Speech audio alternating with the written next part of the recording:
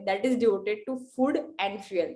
Number 2 जो हम जिसके लिए अभी दिन रात काम कर रहे हैं वो ये है कि ऐसे विजनरी लीडर्स हर एक ग्राम पंचायत, हर एक तालुका में तैयार रहे, हम अपॉइंट करें। और ऐसे ही अगर हम करते रहे तो देन भारत एक ग्रीन सस्टेनेबल इकोनॉमी जरूर बनेगा। और अभी इस हर एक एरिया में जो हम सस्टेनेबल बोल रहे हैं उसमें एक ऐसा भी एरिया रहेगा, वो है स्पोर्ट्स, जिसमें हम दुनिया को वर्ल्ड क्लास एथलीट्स देंगे।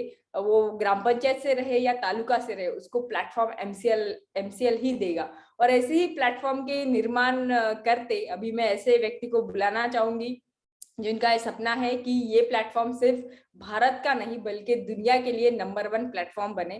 सो लेट्स वेलकम हमारे एमसीएल के रचनाकार, सलाहकार और शिल्पकार doctor Shyam Golab sir. Thank you. Thank you madam. और दोस्तों नमस्कार, मैं डॉक्टर श्याम गोलब फिर से एक बार आपका इस ट्रेनिंग सेशन में स्वागत करता हूं। मैं आशा करता हूं कि आप सभी लोग स्वस्थ हैं और आप अपने साथ अपने परिवार का, यानी घर का परिवार और एमसीएल परिवार दोनों का ख्याल रखें। मैं ये भी उम्मीद करता हूं कि आप सभी लोग 1 घंटा बहुत अच्छी एक्सरसाइज कर रहे हो, अपने हार्ट, अपने लंग को मजबूत कर रहे हो और अपनी इम्यूनिटी को बढ़ा रहे हो। तो चलिए शुरुआत करते हैं आज के टॉपिक से। दोस्तों, आप सभी ने अपने स्कूलों में, कॉलेजेस में इस विषय पे निबंध लिखा होगा कि जीवन में खेल का महत्व। तो खेल से क्या बेनिफिट होता है, उसका क्या महत्व है, ये सब कुछ शायद आप सभी लोग जानते होंगे। आपने सुना होगा बहुत बार, उसके बारे में कहा भी होगा, लोगों से भाषण दिया होगा। लेकिन शायद आप ये नहीं जानते कि खेलकूद एक ऐसी चीज है जो पूरी दुनिया को बदल सकता है। खेलकूद एक ऐसी चीज है जो अगर ऐसी जगह जहां पूरी तरह से अंधकार है, संकट है, बहुत सारी चुनौतियां है, वहां आशा का किरण बन सकता है खेलकूद। दोस्तों, आज हमारे पूरे दुनिया का, विश्व का जो भविष्य है वो हमारे बच्चे और युवाओं के हाथ में है। अगर हम चाहते हैं कि आने वाले दिनों में ये धरती और बेहतर बने, ये धरती इस संकट से दूर रहे, एक सस्टेनेबल डेवलपमेंट हम लोग करें, तो उसकी जो जिम्मेदारी है, जो धरोहर है, जिनके हाथ में है, वो है हमारे युवा, हमारे बच्चे। और ये बच्चे, ये युवा, आपको पता है किसकी बात सुनते हैं? खेलकूद एक ऐसी चीज है जो इन युवाओं को, बच्चों को उनकी भाषा में समझाती है। ये बच्चे, ये युवा शायद अपने माँ बाप की ना सुने, शायद अपने बुजुर्गों की ना सुने, शायद अपने टीचर्स की ना सुने, लेकिन खेलकूद एक ऐसी चीज है जो इनको, हमारे बच्चों को, युवा को, वो जो भाषा समझते हैं उन भाषा में समझाती है। दोस्तों, खेलकूद में वो पावर है कि इन सबको ये आकर्षित कर सकती है, इनको प्रेरित कर सकती है और एक नए अच्छी राह पर लेके जा सकती है। खेलकूद में जो भेदभाव है, एक दूसरे के प्रति जो अलग अलग चीज है, डिस्क्रिमिनेशन है, उसका कोई स्कोप ही नहीं है। खेलकूद में ऐसी कोई भी चीज नहीं है जिसके वजह से एक दूसरे में दरार पड़े। इनफैक्ट खेलकूद पूरी दुनिया को एक करने का एक ऐसा जरिया है, एक ऐसा इफेक्टिव वे है। दूसरी कोई भी चीज दुनिया को इकट्ठा नहीं कर सकती, एक नहीं कर सकती, वो कर सकता है खेलकूद। दोस्तों, कई सारे गवर्नमेंट, सरकारें, कई सारे अंतरराष्ट्रीय, राष्ट्रीय, अगर हम लोग कायदे कानून भी बनाए, वो कुछ नहीं कर सकते खेलकूद के सामने। खेलकूद लोगों को एक साथ जोड़ने में, संघ बनाने में, संगठन बनाने में जितना बड़ा, इनफैक्ट समाज को एक करने के लिए जितना काम कर सकती है, कोई भी चीज, कितने भी सख्त गवर्नमेंट रहे, कितने भी सख्त कानून है, वो नहीं कर सकते। मैं आपको एक एग्जांपल देता हूं कि देखिए, हमारा देश भारत और पाकिस्तान, मैं कहता हूं कि एक मां के 2 बच्चे, ओके। लेकिन अंग्रेजों ने अपना काम किया, 400 साढ़े 400 साल हमारे ऊपर, पूरी हमें हमारे ऊपर गुलामी में रखे, पूरे दुनिया का कंट्रोल करके, फिर से जाते वक्त भी उन्होंने हमारे देश के टुकड़े किए और वो निकल गए। और 400 साढ़े 400 साल भी उन्होंने वैसे ही किया। और ये भारत पाकिस्तान जो देश, तैयारी हुए एक दूसरे के द्वेष, इस भावना के ऊपर, तो देश हेट, इसके ऊपर ही इतने दिन हमने देखा, हमारे युद्ध भी हुए एक दूसरे के साथ। लेकिन ऐसे और 2 देश है कि जो सेम उनकी शुरुआत हुई दूसरे विश्व युद्ध के बाद, ऐसा एक ही देश के दो टुकड़े होकर दो राष्ट्र बन गए जिनका नाम था उत्तर कोरिया और दक्षिण कोरिया। अभी ये दो देश भी इस तरह से इस हेट के ऊपर, एक दूसरे की दुश्मनी के ऊपर इतने दिन से पल रहे हैं कि अभी तो कुछ दिन पहले ऐसी परिस्थिति थी कि अभी इन दोनों में युद्ध होगा क्या, और अगर युद्ध होगा तो अनुयुद्ध ही होगा, इस तरह से लोगों का था। लेकिन ऐसे सिचुएशन में, ऐसे माहौल में खेलकूद क्या कर सकती है, इसके लिए मैं आपके साथ ये वीडियो शेयर करना चाहता हूं। Rocket Man is on a suicide mission for himself. 이렇게 시험 발사 준비 사업이 마감 단계에서 진행되고 있다는 것을 Korea is once again the center of global attention.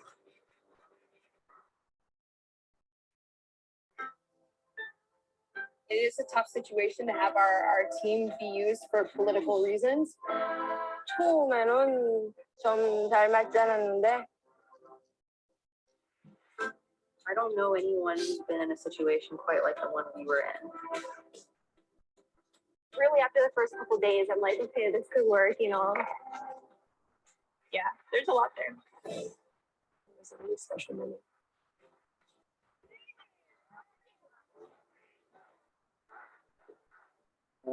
걔인데 여기 선생님 정말 한민족이고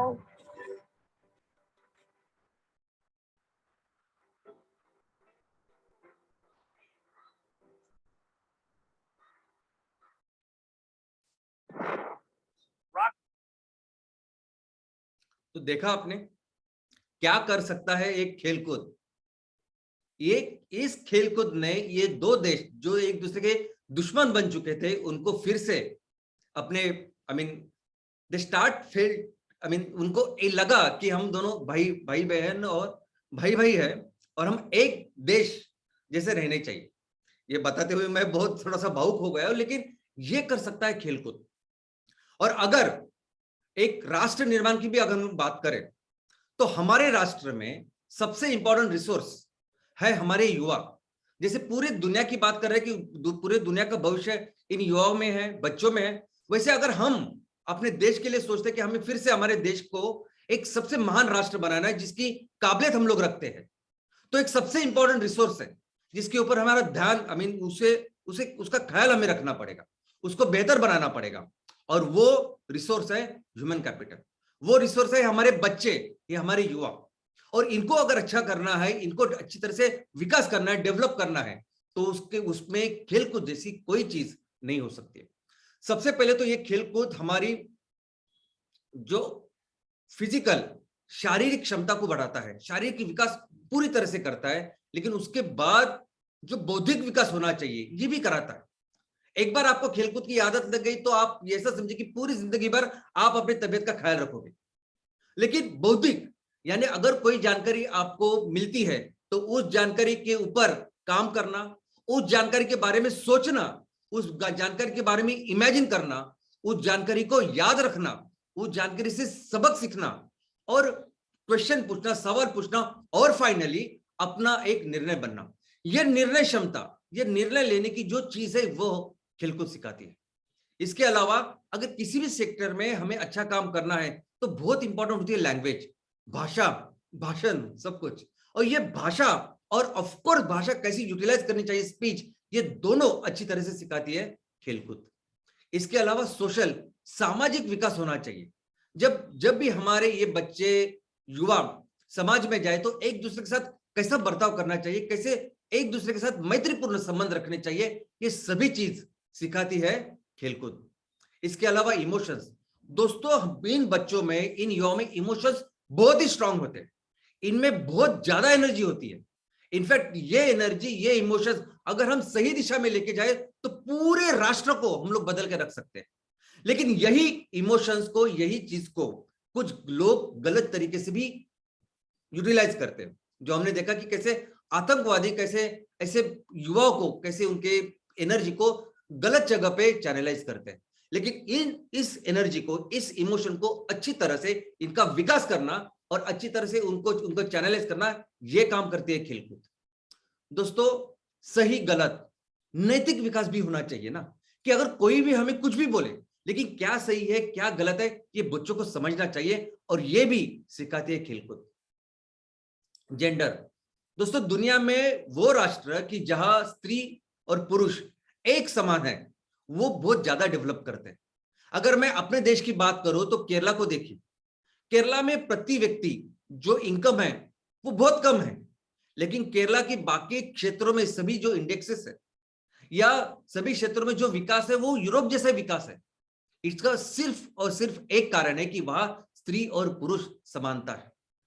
और अगर आप अरब देशों में देखोगे तो वहां बहुत ज्यादा इनकम है प्रति व्यक्ति, लेकिन वहां उतना विकास नहीं जितना हमारे केरला में है। दोस्तों ये चीज जो जेंडर डेवलपमेंट, जेंडर इक्वालिटी यानी स्त्री पुरुष समानता, सबका अपना रोल है, रिस्पॉन्सिबिलिटी, अपना अपना महत्व है, ये सिखाते हैं खेलकूद। इसके अलावा हमारे देश को, अगर हमें देश को भी आगे लेके जाना है, देश की डेवलपमेंट करनी है, तो उसके लिए भी ये जो रिसोर्स है उसको डेवलप करना जरूरी है। हम हमेशा समझते हैं कि एजुकेशन सबसे इंपॉर्टेंट, और ऑफ कोर्स इंपॉर्टेंट है एजुकेशन, शिक्षा बहुत जरूरी है हमारे इन बच्चों को, युवाओं को लिए, लेकिन उतना ही जरूरी है ये खेलकूद। हम हमेशा माँ बाप क्या सोचते हैं कि यार खेलकूद में इतना टाइम जाता है, इतना वक्त जाता है, उससे अच्छा वो पढ़ाई करे। लेकिन क्या आपने देखा कि सिर्फ पढ़ाई करके, बहुत ज्यादा पढ़ाई करके वो जो व्यक्ति है वो कितना कंट्रीब्यूट करता है सोसाइटी के लिए, देश के लिए। लेकिन ऐसा व्यक्ति की जो पूरी तरह से उसका पर्सनैलिटी डेवलपमेंट हो चुकी है, उसकी पूरी तरह से सर्वांगीण अगर डेवलपमेंट हुई है, तो बेहतर अपने समाज के लिए, देश के लिए काम कर सकता है। और आपको पूरी तरह से जो विकास है वो कराता है खेलकूद आपको एक व्यक्ति करके डेवलप करता है। आप शिक्षा, ज्ञान जो कुछ है वो आप पढ़ाई करके ऑफकोर्स करते हैं, लेकिन खेलकूद पूरी तरह से, जैसा मैंने बताया आपको कि सामाजिक हो, भावनिक हो, बौद्धिक हो, शारीरिक हो, सभी तरह से अगर कोई डेवलप करता है, कोई विकास करता है, तो वो है खेलकूद। दोस्तों खेलकूद हमारे इन बच्चों की, युवाओं की पर्सनैलिटी बनाता है। एक बार आप एक अच्छे इंसान बन गए तो ये अच्छे इंसान फिर अपने राष्ट्र को भी एक अच्छा बना सकते हैं। और ये काम करता है खेलकूद, क्योंकि आने वाले दिनों में हमारे राष्ट्र को महान करने का काम सिर्फ और सिर्फ ये बच्चे और युवा करने वाले, और इनको पूरी तरह से अगर उनका विकास करना है तो इसमें बहुत बहुत बहुत ही ज्यादा, इनफैक्ट मैं बोलता हूं कि जितना शिक्षा का रोल जरूरी है उतना ही रोल कर सकता है खेलकूद। ये खेलकूद बच्चों को, युवा को जो मानवीय मूल तत्व है वो सिखाते हैं कि पूरी जो हमारा देश है, हमारी सरकार है, जहां हम लोग रहते हैं, उस समाज, उसमें प्रॉपर कुछ रूल से चलते हैं। उस रूल रेगुलेशन वो सब हमें देखने चाहिए, उसके तहत हमें काम करना चाहिए, ये सिखाती है खेलकूद। खेलकूद बताते हैं कि हमें कैसे टीम वर्क है कि काम करना चाहिए, और हमेशा फेयर, हमेशा जो एथिकल चीज है, जो सही चीज है, उससे काम करना चाहिए, ये सिखाती है खेलकूद। दोस्तों खेलकूद सिर्फ एक खेलने का जरिया नहीं, लेकिन पूरी तरह से आपको डेवलप करता है खेलकूद। साहस का निर्माण, इंटीग्रिटी, विश्वास, ऑनेस्टी, एक दूसरे के प्रति आदर, और हमेशा अच्छे के लिए काम करना। आप सफल हो, असफल हो, उसमें हमेशा कंट्रोल रहना, एथिकली काम करना, परफॉर्मेंस, लीडरशिप, टीम वर्क, ये सभी चीज सिखाता है खेलकूद। तो दोस्तों ये खेलकूद सिर्फ युवा और बच्चों के लिए नहीं, लेकिन अगर आप किसी भी उम्र के हो तो सभी के लिए, हेल्थ के लिए भी बहुत जरूरी है। स्पोर्ट, खेलकूद सबसे बड़ा स्ट्रेस बस्टर है। इनफैक्ट मेरा तो यह कहना है कि हम बार बार कह रहे हैं कि बच्चों के लिए और युवा के लिए खेलकूद कितना जरूरी है, लेकिन मैं समझता कि जहां भी हेल्थ की बात आती है तो वहां सबसे ज्यादा जरूरत है उन लोगों की जिनकी उम्र ज्यादा है। क्योंकि जब आप छोटे होते हैं, आप बच्चे होते हैं, युवा होते हैं, तो आपकी मांसपेशियां बहुत अच्छी होती है, आप एकदम हेल्दी होते हैं, आपको कोई ज्यादा प्रॉब्लम नहीं होती। जैसे जैसे उम्र बढ़ती जाती है तब जिम्मेदारी बढ़ती है, हमें स्ट्रेस, ये टेंशन, ये चिंता, तनाव हमारा बढ़ता है, और फिर इससे कैसे छुटकारा पाए, और इसके लिए फिर हम लोग कुछ गलत चीजें करते हैं। इसके अलावा इससे वो गलत चीज करने से बेहतर है कि अगर एक खेलकूद करे तो खेलकूद जैसा स्ट्रेस बस्टर कोई है ही नहीं। दोस्तों खेलकूद एक बहुत अच्छे मेडिसिन यानी दवाई जैसे काम कर सकता है। अगर आपकी कोई भी उम्र में हो, लेकिन जब उम्र आपकी ज्यादा होती है तब उसमें heart cardiovascular, blood pressure, diabetes, कैसे कई सारी बीमारियां हैं जो जिस बीमारी से दूर रखता है खेलकूद। और इतना ही नहीं, सिर्फ शारीरिक नहीं, मानसिक। अभी हम लोग बार बार देख रहे हैं कि हमारे समाज में ये जो भी चीजें आज हो रही है, जैसे भी हम लोग बीमार हो रहे हैं, बाकी समाज में जैसे जैसे ओल्डर लोग बीमार होते हैं तो उन्हें मानसिक स्वास्थ्य के ज्यादा प्रॉब्लम होते हैं। और एक मानसिक स्वास्थ्य को सही करने की बहुत अच्छे तरीका है खेलकूद। इनफैक्ट मैं समझता हूं कि समाज निर्मित के लिए, अच्छे राष्ट्र निर्मित के लिए, जैसे हम लोग बार बार बच्चों का और युवाओं का नाम ले रहे हैं, उनके हाथों में जैसे धरोहर है, वो हमारा भविष्य है, वैसे ही अगर हम लोग ये बुजुर्गों की बात करें तो बुजुर्ग भी एक राष्ट्रीय संपत्ति है। दोस्तों, बुजुर्ग वो लोग होते हैं कि जिन्होंने पूरी जिंदगी भर एक किसी विषय में पूरी जिंदगी अपनी की होती है, उनका ऑक्यूपेशन होता है, जो अनेक किताबें पढ़ के अगर आपको जो नॉलेज नहीं मिलेगा, वो एक अच्छे इंसान, एक अच्छे व्यक्ति के साथ मिलके समय बिताने के बाद आपको मिलता है। जो एक्सपीरियंस, जो जानकारी शायद आपको बहुत ज्यादा टाइम, ज्यादा वक्त देने के बाद, इन्वेस्ट करने के बाद मिलेगा, वो इमीडिएटली बताते हैं। तो हमें इस राष्ट्र निर्माण के लिए हमारे जो बुजुर्ग है उनका भी ख्याल रखना है। और इनका अगर ख्याल रखना है तो सबसे अगर चीज कोई है अच्छी तो वो है खेलकूद। क्योंकि खेलकूद आपको इस उम्र में भी आपके फिजिकल, आपके मेंटल यानी शारीरिक और मानसिक स्वास्थ्य को अच्छा रखता है। आपने वो मुन्ना भाई एमबीबीएस नाम की एक मूवी देखी होगी। उस मूवी में मुन्ना भाई एमबीबीएस और फर्स्ट वाली मूवी, तो उसमें एक छोटी सी स्टोरी है कि एक सर्जन है और उसके पिताजी है, और उनकी एक ओल्ड एज की वजह से उनको एडमिट किया गया है हॉस्पिटल में, और बाकी सब बोलते हैं कि अभी ये ज्यादा दिन नहीं रह सकते। लेकिन सिर्फ खेलकूद यानी कैरम ऐसी चीज होती है कि जिसके से फिर से जिंदगी जीने की उनकी उम्मीद जगती है। और एक सिर्फ कहानी नहीं है, एक पिक्चर का सिर्फ एक शॉट नहीं है, ये एक्चुअली हकीकत है। खेलकूद इतना इंपॉर्टेंट काम कर सकती है ओल्ड एज में भी। लेकिन ये खेलकूद हमारे पूरे सोसाइटी के लिए, समाज के लिए बहुत जरूरी है।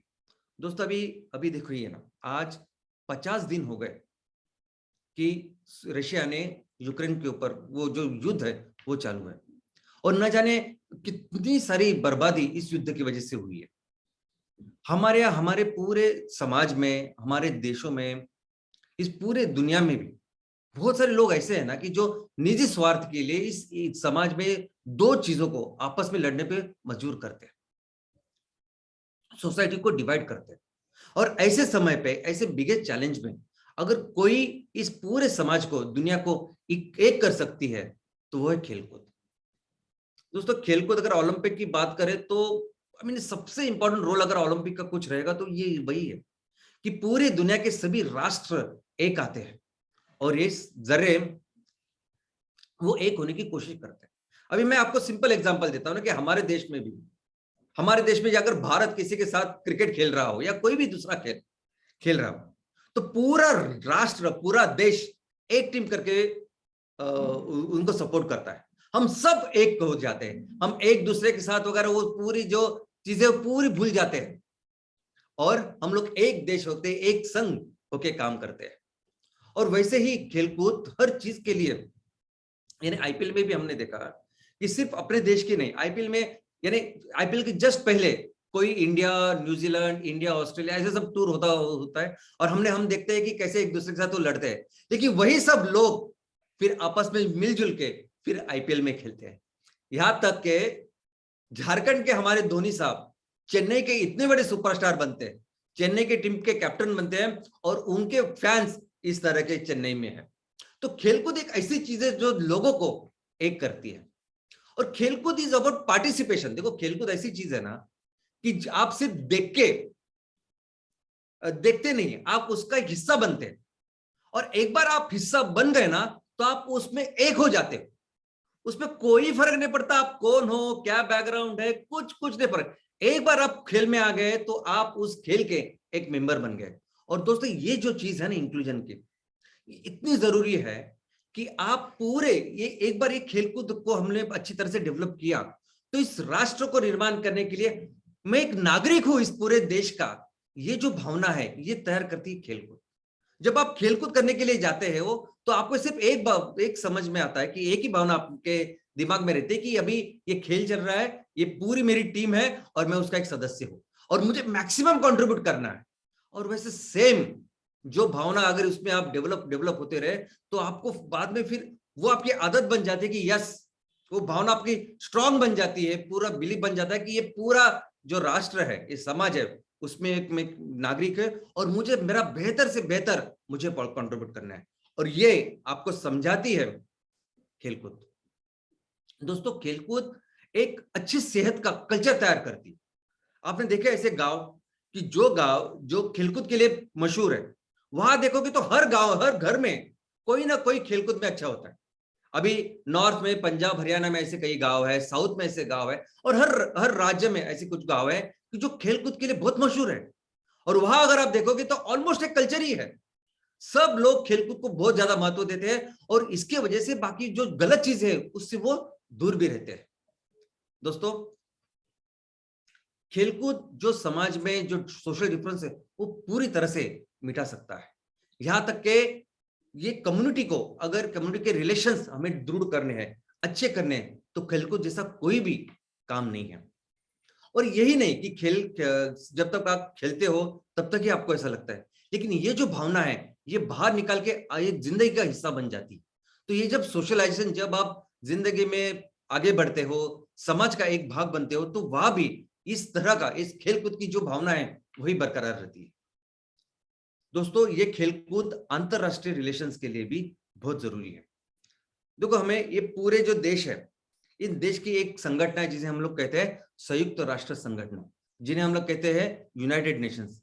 यूनाइटेड नेशंस तो कहती है कि ये खेलकूद यानी मानव अधिकार है, एक खेलकूद इतना जरूरी है।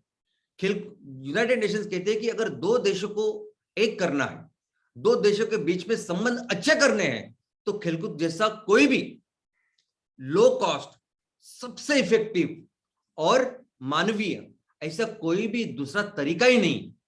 तो अगर मुझे लगता है कि अगर रशिया और यूक्रेन के बीच में खेलकूद बहुत अच्छी तरह से होते तो शायद ये काम ही नहीं होता। तो दोस्तों, ये जो चीज है ये इतनी इफेक्टिव है। खेलकूद क्या करती है कि लोगों को इंस्पायर करती है, लोगों को एक तो आकर्षित करती है, उस भाषा में बात करते हैं जो हमारे बच्चे, युवा सभी लोग समझते हैं, और उनको एक अच्छी डायरेक्शन में लेके जाती है। और ऑफ कोर्स इकोनॉमी, हम लोग सब बिजनेस कर रहे हैं, तो इसमें खेलकूद एज अ बिजनेस का क्या एस्पेक्ट है वो भी देखना जरूरी है। हमने देखा कि पिछले 2 सालों में कोविड की वजह से खेलकूद के ऊपर काफी असर पड़ा। हम लोग घर से बाहर नहीं निकल सकते थे, खेलकूद के ऊपर कितने सारे निर्बंध थे, लिमिटेशंस थे, लेकिन इसके बावजूद पिछले साल 2021 में जितना खेलकूद का बिजनेस हुआ है वो 30 लाख करोड़ का हुआ। तो आप समझ सकते हैं कि अगर इतने निर्बंधों के बावजूद अगर इतना बिजनेस हो रहा है तो ये बिजनेस, ये इंडस्ट्री कितनी बड़ी है। दोस्तों, कई सारी कंपनियां सिर्फ खेलकूद में काम कर रही है, उस सेक्टर में सिर्फ काम करती है, और उसको वहां काम करके दुनिया की बड़ी बड़ी कंपनियां, $multi-billion कंपनी बन चुकी है। और ये जो प्रोडक्ट है इस खेलकूद के, तो सिर्फ ये नहीं कि उसके इक्विपमेंट वगैरह होते हैं, लेकिन उसके शूज, उनके कपड़े, और वो इवेंट ऑर्गेनाइज करने के लिए वो पूरी जो चीजें लगती है ना, ये सभी इस इंडस्ट्री, इस बिजनेस का हिस्सा है। खेलकूद के ये जो खेल महोत्सव होते हैं, ये खेल महोत्सव भी अपने आप में एक बहुत बड़े बिजनेस सेक्टर है, क्योंकि ये इवेंट मैनेजमेंट जो होते हैं ये बहुत बड़े स्केल पे होते हैं, और सिर्फ अंतरराष्ट्रीय नहीं, राष्ट्रीय, रीजनल, ऐसे कई सारे इवेंट होते हैं, और ये पूरे इस इकोनॉमी को बढ़ाते हैं। एक इंपॉर्टेंट चीज जो एक खेलकूद करती है वो लोकल जो टूरिज्म है, पर्यटन, उनका विकास करती है। ऐसे देश देखिए कि जिस देश में ओलंपिक का आयोजन हुआ है उस देश में इकोनॉमी बहुत बेहतर हुई है बिकॉज ऑफ दिस पर्यटन। लेकिन इसके अलावा कोई भी लोकल खेल हो, एशियाड्स हो, इन सभी देशों में, इन सभी लोकेशंस पे लोग खेलकूद को देखने के साथ पर्यटन का भी उसको विकास करते हैं। एम्प्लॉयमेंट जनरेशन, अभी इतनी सारी चीजें जब इस खेलकूद में इन्वॉल्व है, तो सिर्फ कोच ही नहीं, ट्रेनर ही नहीं, वो लोग जो फील्ड के ऊपर काम करते हैं, ऑफ द फील्ड काम करते हैं, इवेंट मैनेजमेंट से लेके ये सभी चीज इस एक इंडस्ट्री का हिस्सा है और बहुत ज्यादा एम्प्लॉयमेंट जनरेशन इसमें हो सकती है, होती है। भारत में आने वाले दिनों में खेलकूद एक बहुत बड़ी इंडस्ट्री हो सकती है, क्योंकि जितने लोग भारत में हैं उसके कंपैरिजन में भारत में जो खेल है वो बहुत कम खेला जाता है। जिस ऑर्गेनाइज वे में इस इंडस्ट्री का डेवलप होना चाहिए वो बिल्कुल नहीं हुई है भारत के उस पोटेंशियल के तहत। तो भी आने वाले दिनों में खेलकूद हमारे देश में एक बहुत बड़ी इंडस्ट्री बनने वाली है। खेलकूद और पॉलिटिक्स, राजकारण, दोस्तों इसका भी गहरा संबंध है। हम लोग देखते हैं कि हमारे गांव में, हमारे तहसील में, हमारे शहरों में वहां के राजकीय पक्ष हो, वहां के एमएलए, एमपी, ये लोग खेलकूद इस महोत्सव का आयोजन करते हैं, इसलिए ताकि ज्यादा से ज्यादा लोगों के साथ वो कनेक्ट हो पाए और इसलिए वो अपनी जो पॉलिटिक्स है उसको बेहतर कर पाए। लेकिन ये सिर्फ रीजनल लोकल लेवल पे नहीं, तो अंतरराष्ट्रीय लेवल पे भी ये होता है। अंतरराष्ट्रीय लेवल पे भी ये जो खेलकूद होता है इसके जरिए कैसे हम लोग अंतरराष्ट्रीय जो इंटरनेशनल रिलेशंस है, जो पॉलिटिक्स है, उसको बेटर कर पाए, इसके ऊपर काम करते हैं। अब ये जो ओलंपिक 2020 में हुआ, टोक्यो में हुआ, इसकी जो थीम थी, स्लोगन था, वो था faster, higher, stronger and together. तो कोरोना से निकल के हमें कैसे बेहतर हम लोग जिंदगी जी सकते हैं और भविष्य को बेहतर कर सकते हैं मिलकर, ऐसी इसकी थीम थी। तो आप समझ सकते हैं कि ये सिर्फ खेल नहीं था, तो सब लोग आपस में जुड़ के एक अच्छी भविष्य का निर्माण करने की वो कोशिश थी। और क्रिकेट और फुटबॉल ये तो अंतरराष्ट्रीय लेवल पे इतने लोकप्रिय खेल है कि बहुत बार इन खेलों का आयोजन सिर्फ और सिर्फ दोनों राष्ट्रों के बीच में, दो राज्यों के बीच में जो संबंध है, जो पॉलिटिकल रिलेशंस है, वो बेहतर करने के लिए होते हैं। लेकिन ये जो बच्चे हैं, ये जो युवा, जो जिनके हाथ में हमारा भविष्य, हमारे देश का भविष्य है, इस दुनिया का भविष्य है, इनके विकास में कुछ चैलेंजेस भी है दोस्तों। उस चैलेंजेस जो मुश्किलें हैं, जो चुनौतियां हैं, उसमें से सबसे बड़ी चुनौती अभी अपने बच्चों के सामने या युवा के सामने कुछ है, तो वो है मोबाइल। दोस्तों हमें शायद अंदाजा नहीं, लेकिन मोबाइल इन युवाओं का, बच्चों का भविष्य किस तरह से बर्बाद कर रही है। सबसे पहले मैं आपको बता दूं कि इसकी वजह से आपकी विजन, यानी बहुत बार आपने देखा होगा कि हमारे घरों में ये बच्चे, युवा, ये जब फोन देखते हैं, मोबाइल देखते हैं, तब अंधेरे में देखते हैं, आधा घंटा, एक घंटा वो मोबाइल देखते रहते हैं और आजू बाजू अंधेरा होता है और उसकी जो लाइट होती है वो आपके आई को बार बार इरिटेट करती है और इसकी वजह से आंखें जलना, आंखों को लाल होना, पानी आना, यहाँ तक कि आपकी विजन कम होना ये करती है। लेकिन इसके साथ ये जो आंखें हैं, ये आंखें ब्रेन से डायरेक्ट कनेक्टेड है। यानी ऐसा समझे कि जैसे जीभ अंतर जो हमारे इंटेस्टाइन है उसका एक हिस्सा जो बाहर निकल के आता है, वैसे ही आंखें जो है हमारे ब्रेन का ऐसा हिस्सा है जो बाहर निकल के आता है।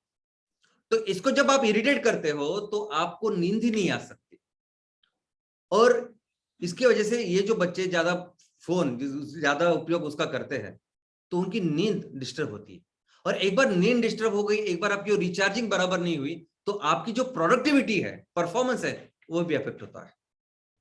फोकस, इन सभी बच्चों का, युवा का जो फोकस है, एकाग्रता होनी चाहिए, वो बहुत बुरी तरह से भी अफेक्ट हो रही है इस मोबाइल की वजह से। जो पढ़ाई में होनी चाहिए, कुछ काम काजों में होनी चाहिए, वो एकाग्रता वो निकल गई है। और ये क्या करते हैं कि जब बार बार जब ये मूविंग, ये आप चलचित्र देखते हो, मूवीज देखते हो, वो छोटे छोटे वीडियोस देखते हो, वो इतने ज्यादा अफेक्ट करते हैं आपके ब्रेन के ऊपर कि आपको हेडेक होता है। आप ज्यादा बार अगर मोबाइल देखोगे तो आपको सरदर्द होगा, सरदर्द नहीं, उससे ज्यादा शायद अगर वैसे ही कंटिन्यू करोगे तो माइग्रेन होता है और इन सभी की वजह से आपकी पूरी सेंट्रल नर्वस सिस्टम इरिटेट होती है। तो वे तनाव, टेंशन, चिंता और फाइनली डिप्रेशन, यहां तक ये सब चीज आपको लेके जाती है।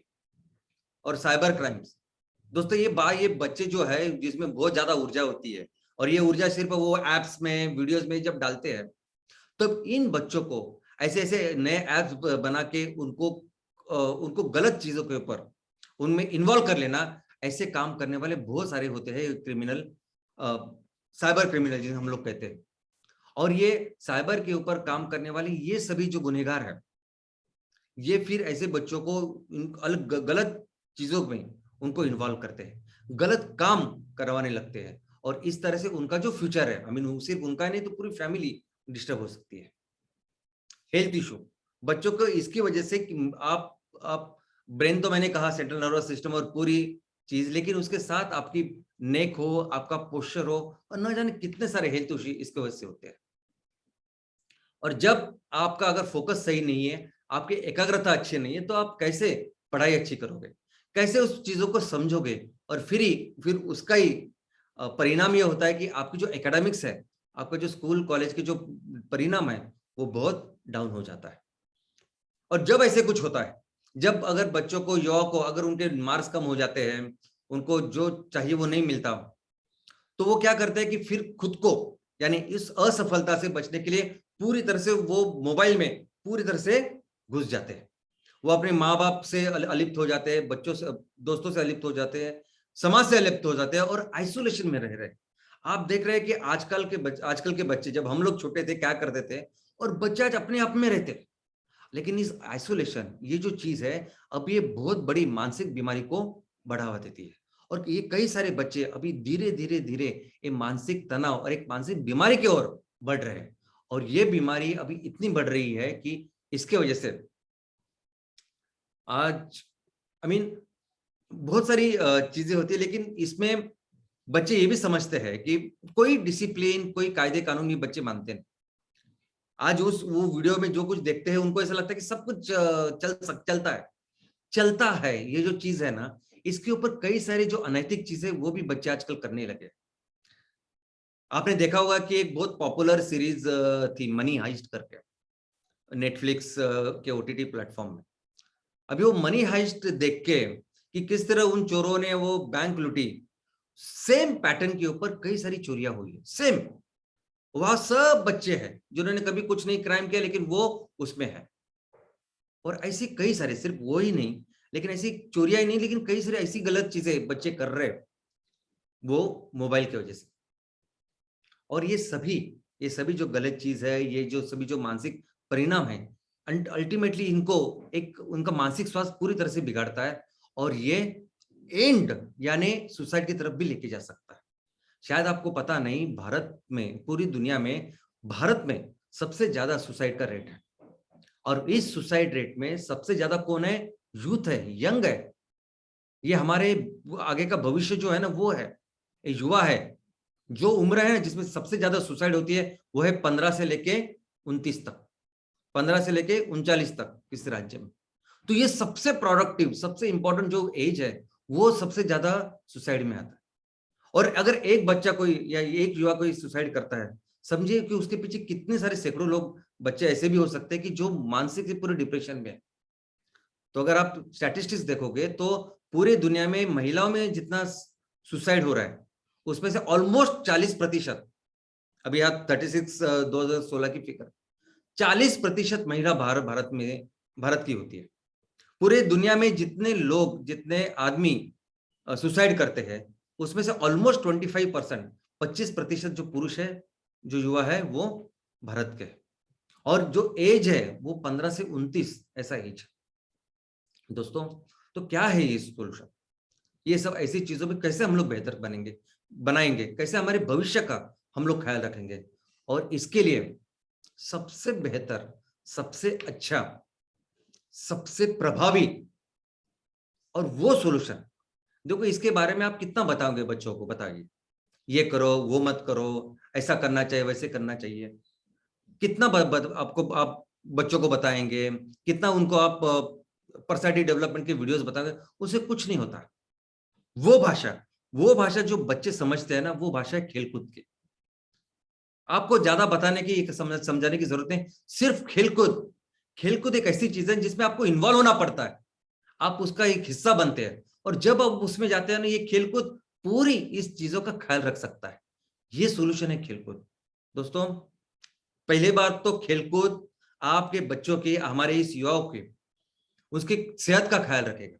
एक बार आपको आदत लग गई खेलकूद की, तो आप जल्दी उठेंगे भी, अच्छा खेलेंगे भी और हमेशा तंदुरुस्त रहेंगे।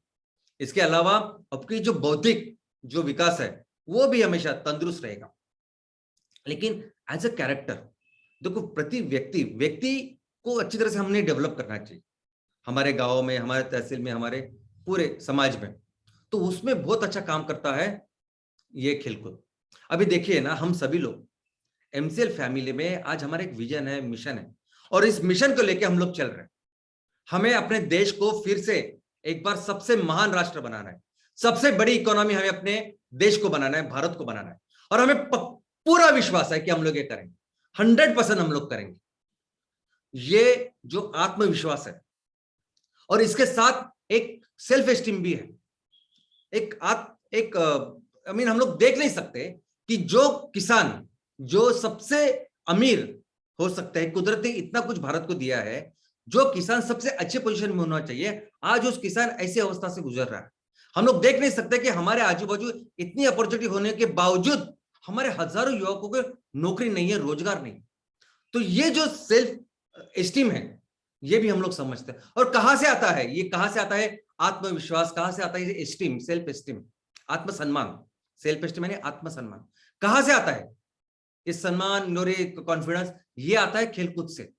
दोस्तों, ये इससे फर्क नहीं पड़ता कि आप फिजिकली कितने कैपेबल है वो अचीव करने के लिए।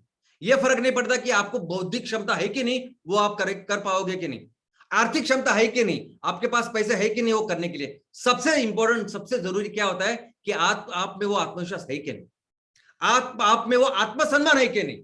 कि आप देख नहीं सकते, जिस गांव में, जिस तहसील में मैं रह रहा हूं, एक बार ये जिस बिहार, यूपी की बात हम लोग कर रहे हैं, उड़ीसा की बात करें, सबसे डेवलप थे ये सभी राज्य। देख नहीं सकते हम लोग, ओके, ऐसे हाथ पे हाथ रहकर नहीं देख सकते।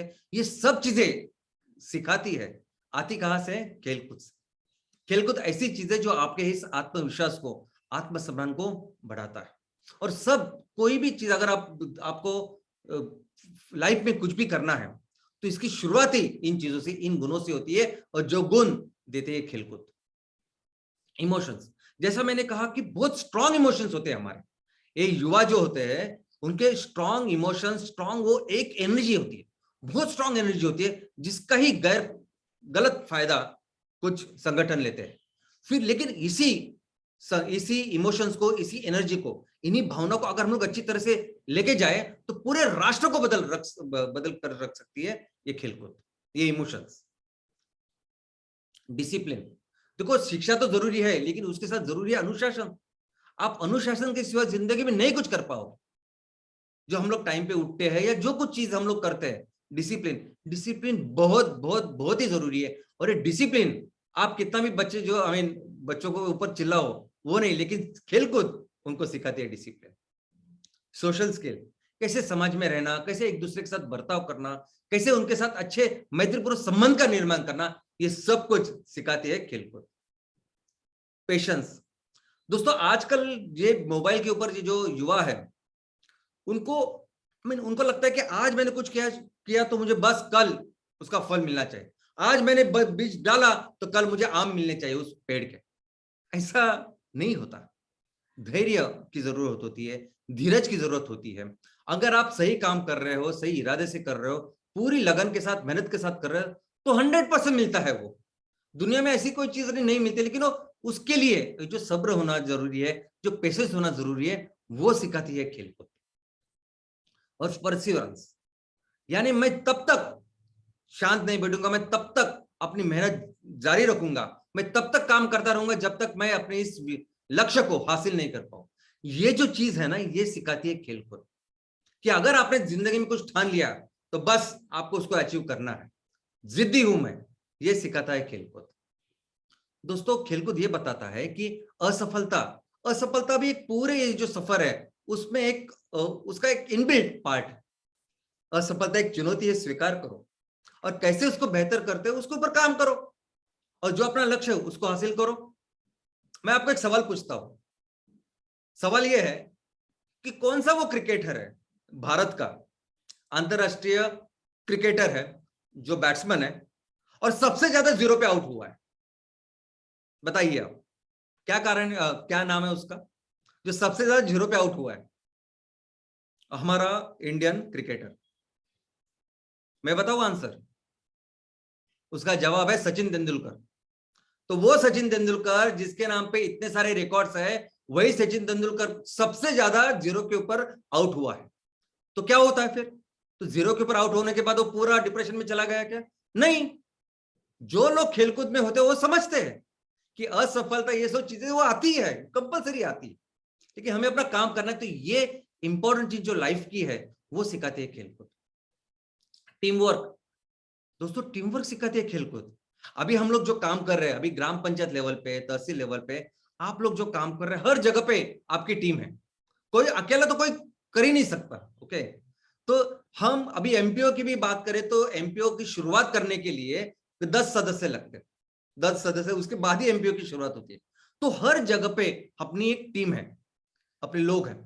आप सिर्फ एक काम कीजिए, आप सिर्फ हफ्ते में एक दिन, कोई भी एक दिन जो आपको सुटेबल हो, एक दिन 1 घंटा, 1 से 2 घंटा आप सिर्फ कोई भी एक खेल खेलिए। सब इकट्ठा आइए और बिजनेस वगैरह बाजू में रखिए, सिर्फ एक खेल खेलिए कोई भी, हफ्ते में एक दिन 1 घंटा। और फिर आपको समझिएगा कि जब आप कोई खेल खेलोगे और जिस तरह से आप एक दूसरे के साथ घुल मिल जाओगे, फिर उससे कितनी प्रोडक्टिविटी आपकी बिजनेस में बढ़ेगी। दोस्तों जब खेलकूद में आप रहते हो तो आप रिस्पेक्ट देते हो, आदर देना समझते हो, जानते हो कोई मेरे बुजुर्ग है, मेरे से बड़े हैं, सब नॉलेज में बड़े हैं, तो उनकी सुननी चाहिए। ये डिसिप्लिन, ये अनुशासन सिखाता है खेलकूद। खेलकूद आप में से लीडरशिप जो स्किल्स है उसको डेवलप करता है। खेलकूद आपको लंबी, लॉन्ग लाइफ, आपकी जो आदतें हैं वो सही करता है, और आदतें ही आपका जीवन बनाती है। आदतें इतनी जरूरी होती है लाइफ में कि अगर आपकी सही आदत हो तो आपकी जिंदगी में आप बहुत कुछ बन सकते हैं, और ये सब कुछ कराती है खेलकूद। और अगर मैं हेल्थ की बात करूं तो ये तो वो एक पर्सनैलिटी। हेल्थ की बात करूं तो अगर आप खेलकूद में अच्छे हो तो आप मोटे नहीं कभी होंगे, ये मैं आपको बोलता हूं। खेलकूद में अच्छे हो तो आपका हार्ट हमेशा बहुत तंदुरुस्त अच्छा रहेगा, और हार्ट के साथ पूरी जो वस्कुलर सिस्टम है, ये पूरी जो रक्तवाहिनी, ये जो पूरा सिस्टम है, ये भी हमेशा जबरदस्त सेहतमंद रहेगा। यानी आप अगर समझते हो कि बच्चे के सही ग्रोथ के लिए अगर उसका विकास करना है, बच्चे से लेकर युवा तक या उसका आगे भी, तो जैसे टॉनिक की जरूरत है, शिक्षा की जरूरत है, खेलकूद भी उतना जरूरी है हेल्दी ग्रोथ के लिए। दोस्तों खेलकूद लंग्स स्ट्रेंथन करता है। देखो ऑक्सीजन की जरूरत जैसे इन पेड़ों को है, पूरे दुनिया को है, वैसे हमारे बदन की हर पेशी को ऑक्सीजन की जरूरत है। और ये हमारे जो फेफड़े होते हैं ना, लंग, ये फेफड़े से लेके हार्ट से लेके ये सभी रक्तवाहिनी का सिर्फ एक काम होता है कि वो ऑक्सीजन पर्याप्त मात्रा में हर पेशी को पहुंचाना। ये जो हार्ट बीट सब कुछ होता है ना, सब कुछ इसीलिए होता है कि ऑक्सीजन पर्याप्त मात्रा में पेशी में मिलना चाहिए। और वो सही रहा तो बहुत सारी चीज आप आसानी से कर सकते हो, आपकी इम्यूनिटी सही होते हैं, सब कुछ सही होता है। और ये फेफड़े को अच्छा रखने का काम करता है खेलकूद। खेलकूद की वजह से आपकी ब्लड शुगर हमेशा अच्छी रहेगी। खेलकूद की वजह से आपका ब्लड प्रेशर जो है वो बढ़ेगा नहीं, वो कंट्रोल में रहेगा। और आप में, हम सब में एक सुप्त एक पोटेंशियल है। जैसा मैं बोलता हूँ कि जैसे ब्रेन का हम लोग सिर्फ 3% ही इस्तेमाल करते हैं, 97% तो इस्तेमाल ही नहीं करते। लेकिन फिजिकल लेवल पे भी ऐसी बात है, फिजिकल लेवल पे भी हमें पता ही नहीं कि हमारे बदन में कितना पोटेंशियल है। वो पोटेंशियल बाहर निकलने का काम करता है खेलकूद, बहुत ज्यादा एनर्जी भरता है खेलकूद। दोस्तों खेलकूद आपको कोऑर्डिनेशन, बैलेंसिंग, ये सब कुछ समझाता है।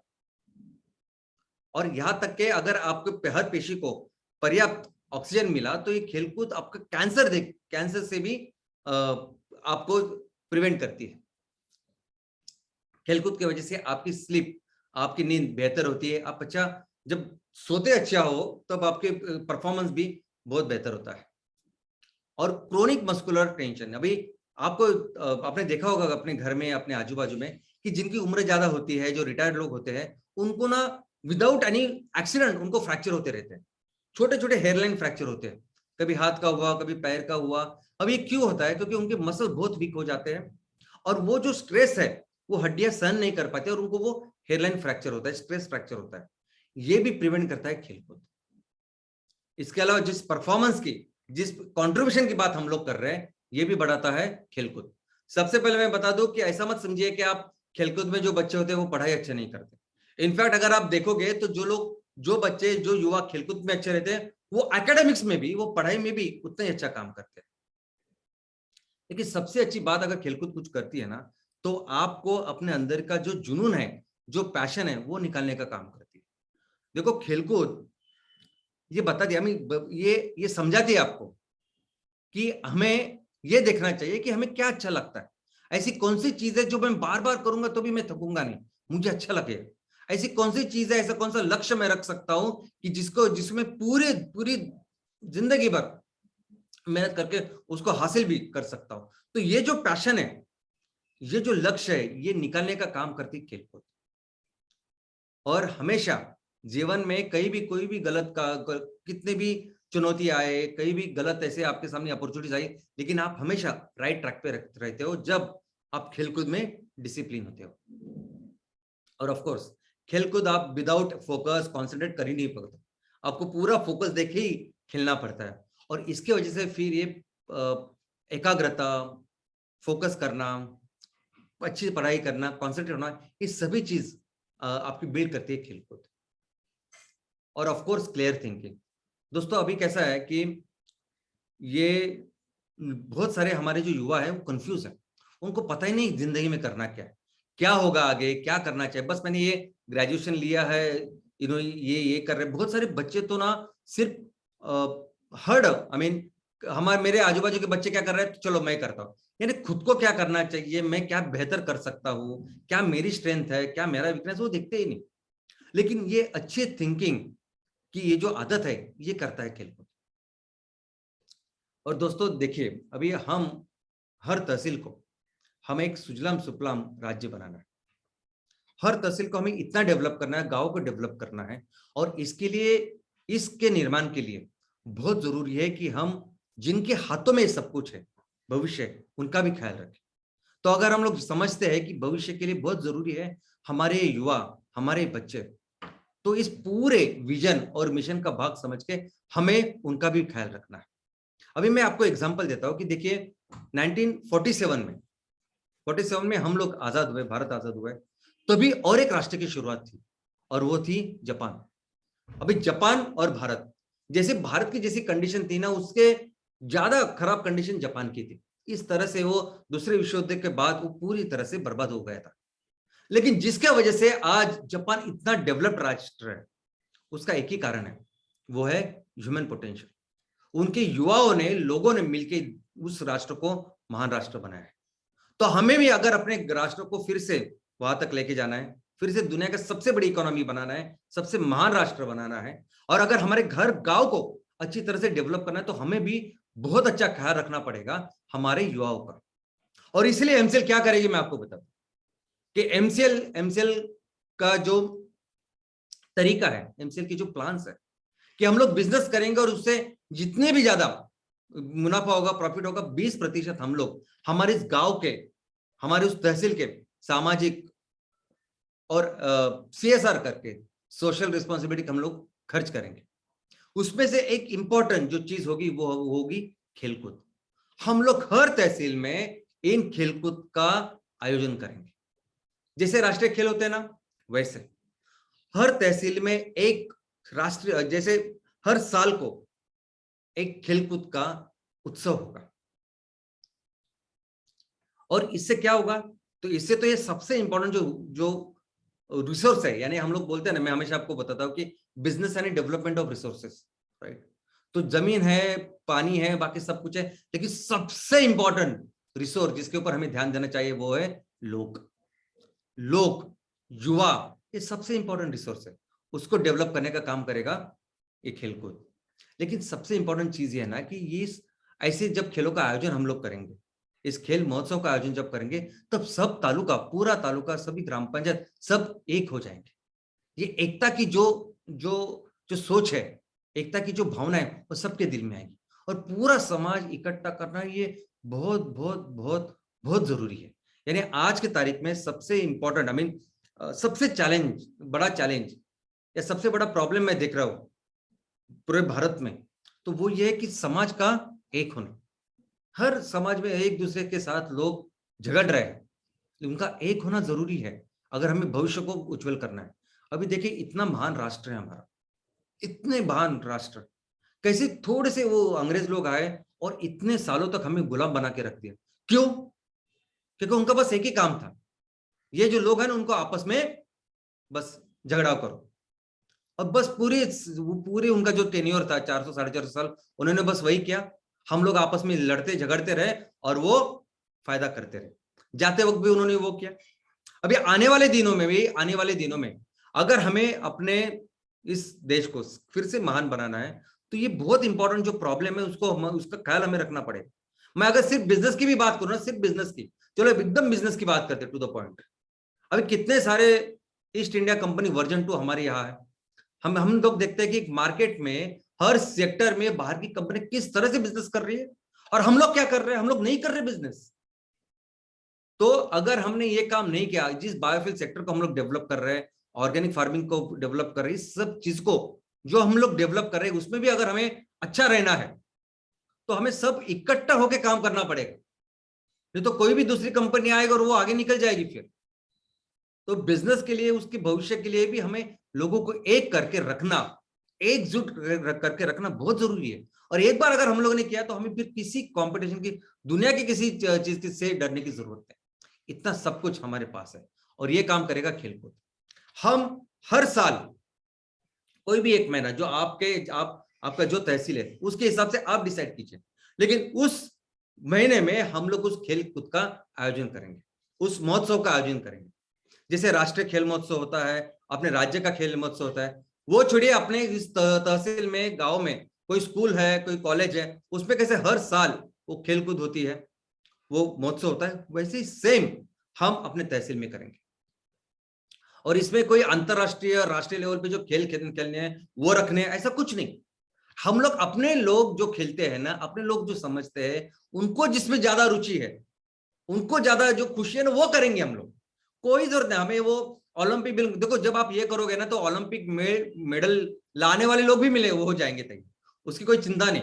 हर तहसील में हमें एक राज्य स्तरीय ऐसा क्रीड़ा संकुल तैयार करना है, वो तो है ही, वो तो होगा ही। जब हम लोग प्लेटफॉर्म तैयार करेंगे तो ऐसे आएंगे। लेकिन सबसे इंपॉर्टेंट जो लक्ष्य है हमारा, सबसे इंपॉर्टेंट ऑब्जेक्टिव क्या है? लोगों को इकट्ठा लाना, एकजुट करना, वो बहुत इंपॉर्टेंट काम करेगा खेलकूद। और नहीं कोई जरूरत कुछ हाईफाई खेलों की वगैरह, कोई भी ऐसे सिंपल खेल जो हमारे लोग खेलेंगे, वो बच्चे खेलेंगे, वो बूढ़े खेलेंगे, और हर उम्र के लिए, हर जेंडर के लिए, चाहे वो महिलाएं ज्यादा उम्र की महिलाएं हो, ज्यादा उम्र के हमारे लोग हो, बच्चे हो, हर तरह के खेलकूद का आयोजन हम लोग करेंगे।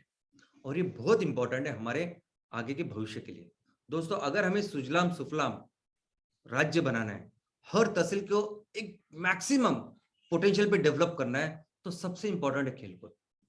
तो एमसीएल आने वाले दिनों में हर तहसील में इस खेलकूद के महोत्सव एक अभिन्न अंग करके डेवलप करेगी। धन्यवाद, thank you.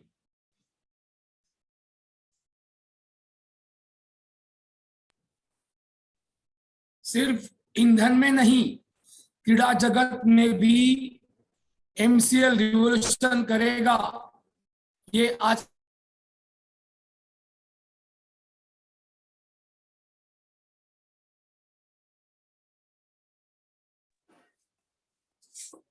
Thank you very much, Dr. Lavesh sir, and thank you very much, Prachi madam.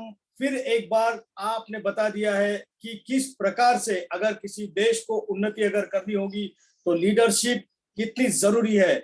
Thank you very much for sharing this insightful thing with us. And मैं फिर एक बार उसी लीडरशिप के बारे में यहाँ पर कहना चाहूंगा कि बार बार सिर्फ हम पैसे लेने हैं या हम ये बनाएंगे वो बेचेंगे, ये कर कर हमें बड़ा नहीं होना, लेकिन साथ ही हमें हमारे देश के लोग, हमारे समाज, इन सभी को आगे लेकर बढ़ना है। इस सोच के साथ जो हमें लेकर आगे बढ़ रहे हैं, ऐसे हमारे डॉक्टर श्याम सर, उनके लीडरशिप को फिर एक बार मैं सलाम करता हूं कि किस प्रकार से उन्होंने ये देखा कि हमारी युवा पीढ़ी को अगर हमें एकत्रित करना है, इस युवा पीढ़ी का अगर हमें सही मायने में उपयोग करके हमारे राष्ट्र को अगर महान बनाना है तो खेल कूद किस प्रकार से महत्वपूर्ण रोल निभाने वाला है, और इसके लिए हमें कुछ अलग करने की जरूरत नहीं, जो आज तक हम करते आ रहे हैं उसे ही हमें करना है। CSR फंड से हम कैसे राष्ट्रीय स्तर के खेल कूद का आयोजन हमारे तालुका लेवल पर भी कर सकते, इसके बारे में हमें सर ने बताया। किस प्रकार से खेल कूद करके हम हमारे युवाओं की जो ताकत है उसे बढ़ा सकते हैं, हम उनका फोकस, उनका कंसंट्रेशन, उनका पैशन हम ढूंढ सकते हैं, इसके बारे में हमने जाना। और इसीलिए हम दिल से सलाम करते हैं डॉक्टर श्याम सर को कि इस प्रकार से जो सारी चीजों के ऊपर हम देखकर भी अनदेखा कर देखे, जिसकी बातों में हमें शायद वो आगे की सोच दिखती नहीं, वो सारी चीजें और भी सुलझाकर और सरल करके हमें श्याम सर बताते हैं। Thank you very much Shyam sir, hats off to you. दोस्तों, मैं आप लोगों से रिक्वेस्ट करता हूं कि कृपया चैट बॉक्स में दी गई लिंक के ऊपर जाकर आप आपका फीडबैक हमारे साथ शेयर कीजिए। आपका फीडबैक हमारे लिए बहुत बहुत बहुत महत्वपूर्ण है।